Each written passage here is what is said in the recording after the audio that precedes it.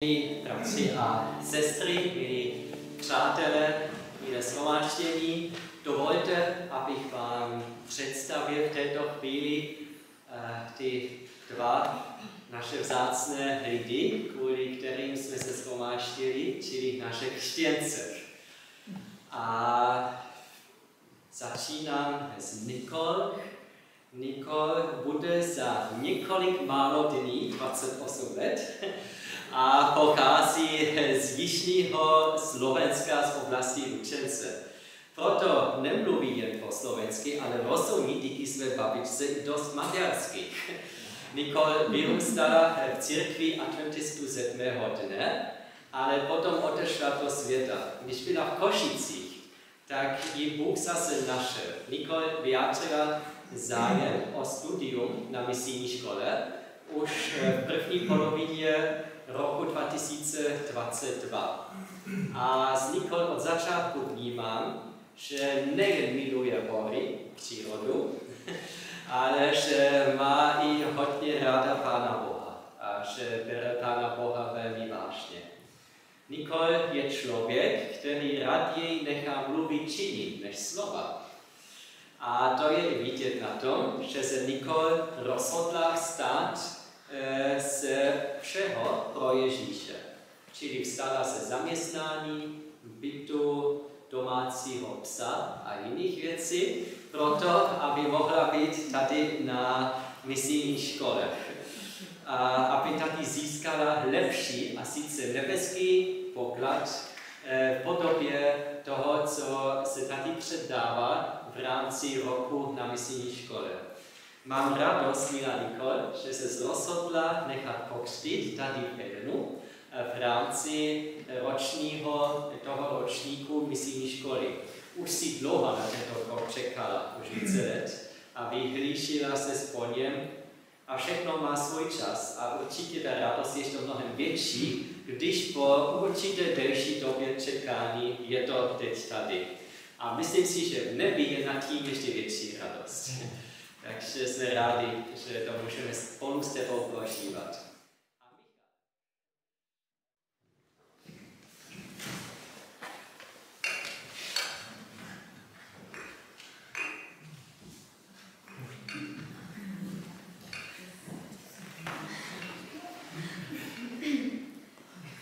Srdečne vás tu všetkých vítam. Ďakujem vám, že ste prijali pozvanie na náš krst. Väčšina z vás pozná môj život. Nebol vždy obrátený smerom k Bohu. Verili by ste tomu, že to jedna osoba? Ak by ste ma vtedy stretli a povedali by ste mi o pár rokov, že budete na mojom krste, tak by som vás zrejme vysmiala. Toto bol môj život. Táto zmena nie je len zovňajšok, ale musela začať v srdci. Je to obrovský Boží zázrak a zásah. Moje srdce túžilo po slobode. Predstavovala som si ju bez zákona a morálnych zásad. Nebavilo ma byť otrokom systému. Žila som si po svojom, robila som to, čo som uznala za vhodné. Nezaraďovala som sa do systému a konzumnej doby. O živote som mala úplne iné predstavy. Predierala som sa svetom proti prúdu doby a spoločnosti. Mojimi zárobami bolo holdovanie alkoholu, drogám, zabavenie sa na koncertoch, flákanie a podobne. Túžila som niekam patriť. Obdivovala som súdržnosť pankáčov. Kamkoľvek som išla, nikdy som nebola sama. Satan mi ponúkol príchuť slobody, ale na dobu určitú. Pretože každý, kto činí hriech, je otrokom hriechu. Vraví Ján 8.34. Obalí lož do kabátu pravdy. Po čase si však vyberie svoju daň. Dokiaľ som mala lásku, peniaze, kamarátov, drogy, alkohol, bolo všetko na oko dobré. Avšak razom všetko odišlo a ostala som úplne sama. Okovy závislosti ma služovali. Ocitla som sa na samom dne spoločnosti. V mojom srdci bolo trápenie, chaos, zmätok a úzkostné stavy seba nenávisti, čo vyústilo do pokusu o samovraždu. Hľadala som pravdu a všade okolo seba som videla len klamstvá a zradu. Pán Boh ma zachránil. Moje hľadanie pravdy započal krátkym stretnutím s veriacimi ľuďmi. Uvedomila som si Božie pôsobenie a spoznala som jeho hlas, ktorý ku mne prehovoril. Vo svojom vnútri som zažila boj. Pane, vidíš ma? Som bankérka. Toto je môj život. A ty sa ku mne priznávaš. Ty ma k sebe voláš. Ja však milujem tento život. Milujem slobodu, koncerty, alkohol, drogy. Ja to nedokážem zmeniť. Pomôž mi. Pána Boha som odmietala. Milovala som viac svet, avšak on má so mnou obrovskú trpezlivosť. Jeho želaním bolo vziať ma do náručia, zahrať do láskyplným objatím, vyliečiť hnisavé rany, ktoré mi spôsobil svet. Túžil ma priniesť domov. Boh mi povedal, budeš ku mne volať a ja ti odpoviem.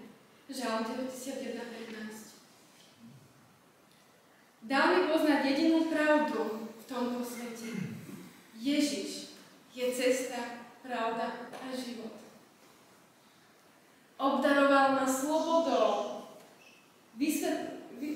Vyslobodil ma zo závislosti, pretože pravda nás vyslobodzuje. Prijal ma takú, aká som a zdokonaluje moje vnútro. Zobral moje bremená a starosti. Žalmom píše, uvaď na Hospodina svoju cestu a nadejaj sa na Neho a On učiní. Ukázal mi spoločenstvo s rovnakým cieľom, ako môžeme čítať v Galatianoch, my všetci sme jedno Kristu Ježišovi. Daroval mi útechu, pokoj, lásku a každý deň ma obsypáva zasľúbeniami Božieho slova. Boh nám chce dať oveľa viac, než o čo prosíme. Dáva pocit plnosti a hodnoty, nádej a istotu s pozitívnou víziou do budúcna.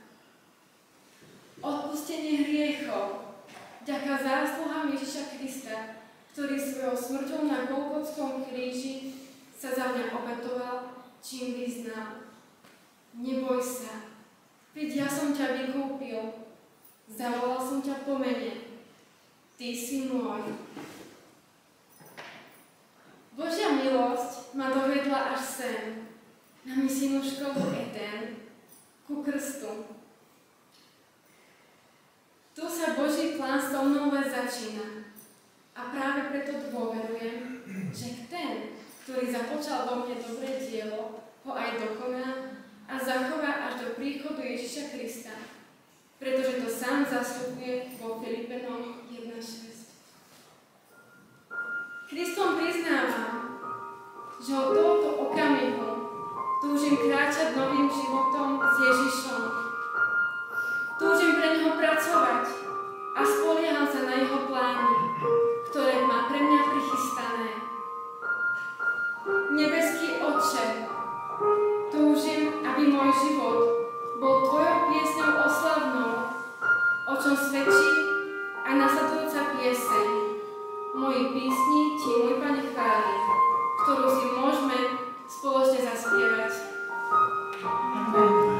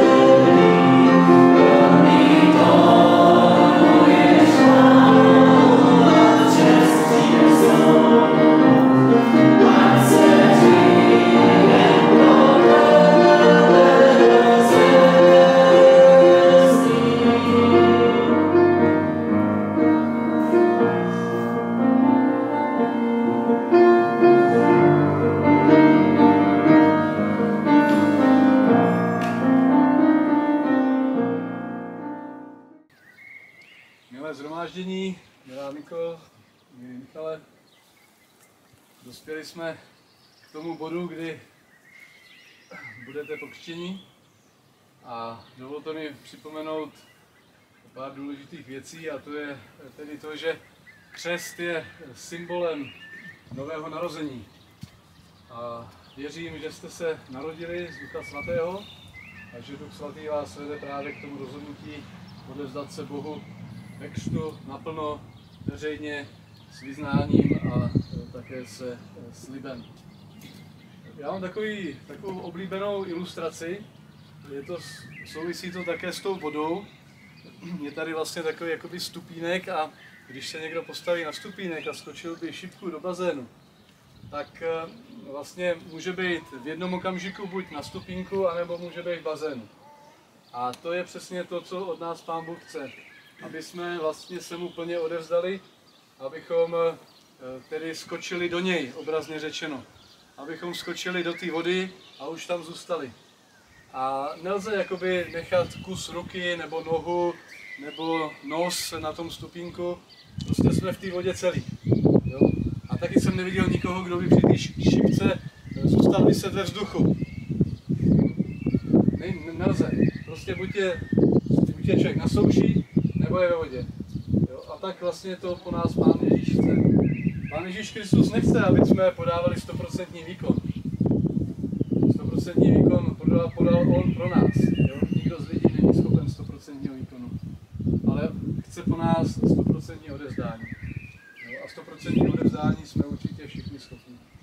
A toho vlastně budeme dneska svědky, že stvrdíte své rozhodnutí, tedy křtem a slibem. Milá Nikol, na základě tvého rozhodnutí následovat Pána Ježíše Krista, na základě vyznání tvé víry i na základě Božího pověření tě křtím ve jméno Boha Otce, Syna Ježíše Krista a Ducha Svatého.